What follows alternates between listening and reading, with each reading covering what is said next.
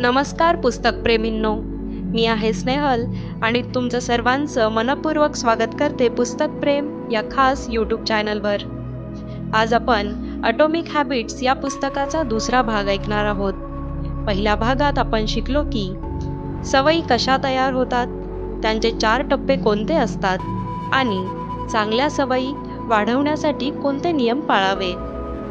आता या दुसऱ्या भागात आपण जाणून घेणार आहोत का काही सवयी टिकत नाहीत, वातावरणाचा आपल्या वर्तनावर किती प्रभाव असतो आणि आयडेंटिटी बेस्ड हॅबिट्सचा वापर करून आयुष्य कसं बदलू शकतं। यांशिवाय शेवटी असेल एक जबरदस्त समरी जी तुम्हाला याच क्षणापासून तुमच्या सवयींवर काम करण्यासाठी प्रेरणा देईल। आता आपण मेन मुद्दे पाहूयात। पहिला मुद्दा आहे का आपण सवयी टिकवत नाही।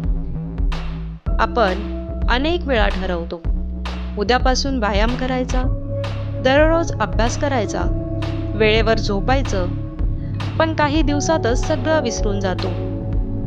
हे होतं कारण we don't rise to the level of our goals, we fall to the level of our systems।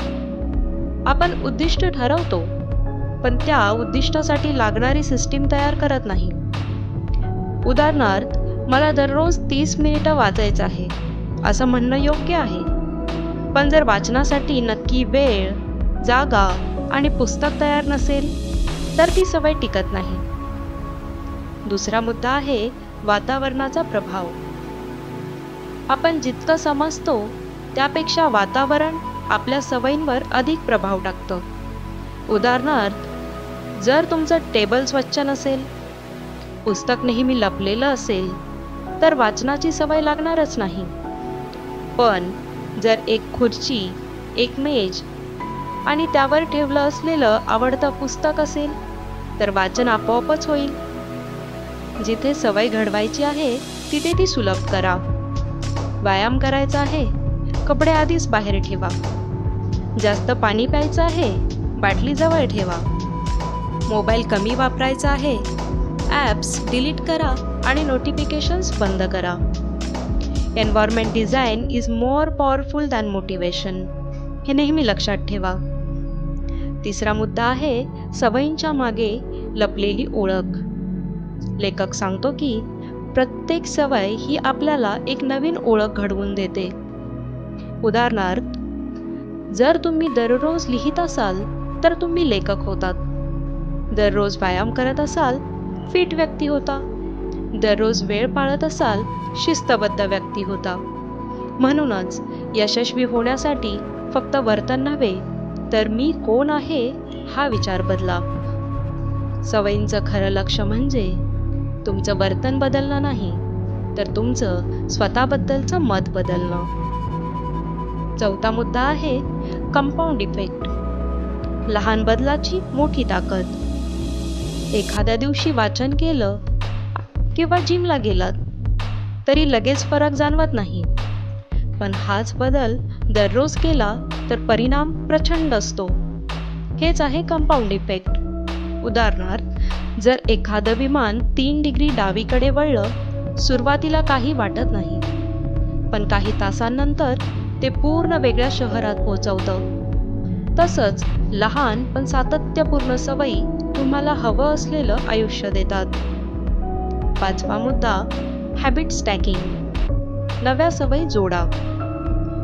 जर जुनी सवय आधीपासूनच आहे तर तिच्यानंतर लगेच एक नवीन सवय जोडा, यालाच म्हणतात हॅबिट स्टॅकिंग। उदाहरणार्थ, मी चहा झाल्यावर लगेच 5 मिनिट ध्यान करणार, मोबाईल चार्जिंगला लावल्यावर मी माझ्या नोट्स वाचणार।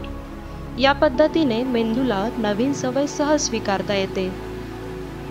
6वा मुद्दा आहे 2 मिनिटांचा नियम।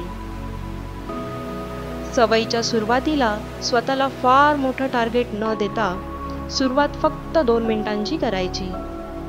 उदाहरणार्थ, मी दररोज 30 मिनिट वाचण्याऐवजी मी दररोज फक्त 2 मिनिटं पुस्तक उघडणार। जेव्हा सवय सहज वाटते तेव्हा ती टिकते देखील।